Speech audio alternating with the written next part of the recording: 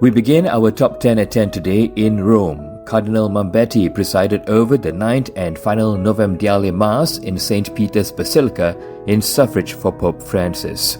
Cardinal Mambetti reflected on how the day's Gospel and readings are timely as the Church prepares to elect a new Pope on May 7th.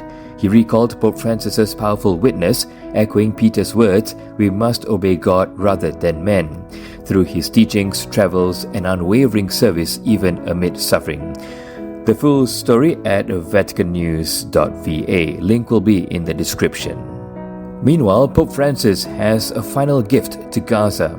Pope Francis's legacy of peace lives on through a final act of compassion. His Popemobile is being repurposed as a mobile health unit for children in Gaza.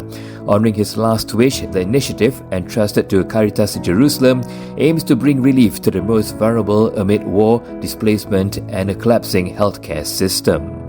All eyes this week will be on the conclave, with the conclave to elect the 267th Pope set to begin on Wednesday, May 7th. Global attention turns to the Sistine Chapel.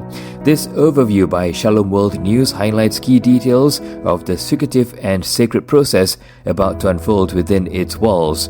Do check out the posts. The link will be in the description. Back home, Tampin Parish goes green. On May 4th, St. John Marie Vianney Church in Tampin pledged to become an ecological parish. Parishioners joined a formation, celebrated Mass, and planted a chiku sapling as a symbol of care for our common home. Over in Sabah, anniversary celebrations for the Diocese of 𝐾𝐨𝐻𝐸 held at St. Teresa Church, Tambunan on 3rd May 2025. This joyful celebration brought together clergy, religious, and parishioners from across the diocese. Highlights included Bishop Cornelius Pyong's ordination anniversary, keamatan festivities, the launch of STT's pilgrimage site, and more. Meanwhile, St. Joseph Cathedral in Miri celebrated its Parish Day with Family Fun Day.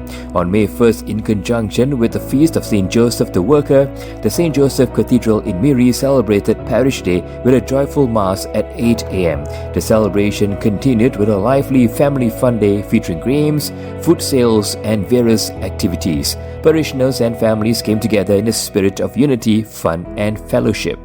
Meanwhile, the blood donation drive at St. Jude Rawang brings hope and life. A blood donation drive held at the Church of St. Jude Rawang was organized by the Parish Integral Human Development Ministry in collaboration with SP Care.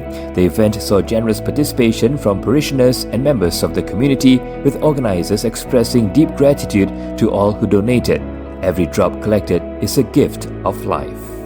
Now a look at a couple of interesting pages in the latest issue of the Herald. Why May belongs to Mary. May's association with Mary began as a transformation of ancient pagan traditions that celebrated fertility and new life during the month of May. As the Church embraced and transformed these customs, May became a month to honor the one who bore the author of life, Mary of Nazareth, whose yes to God changed the world. Also in the Herald this week, Pope Francis's May 2025 prayer intention calls us to reflect on the dignity of work where people find fulfillment, families thrive, and society is uplifted. Father Fabian Dickham of Caritas Malaysia offers insights to help us reflect on this topic as we give thanks for the Pope's vision of a human-centered economy. And to wrap up today's episode of Top 10 at 10, we have the memorial of Blessed Edmund Rice, who gave up wealth to serve the poor and educate the forgotten. Born into comfort, called into compassion, Blessed Edmund Rice gave up wealth to serve the poor and educate the forgotten. Founder of the Christian Brothers, his life was a powerful witness to the gospel lived in action. Do read more about Blessed Edmund Rice in our spiritual section at heraldmalaysia.com. And that's a wrap for this episode of Top 10 at 10. Do join me for the next episode. Have a blessed Monday.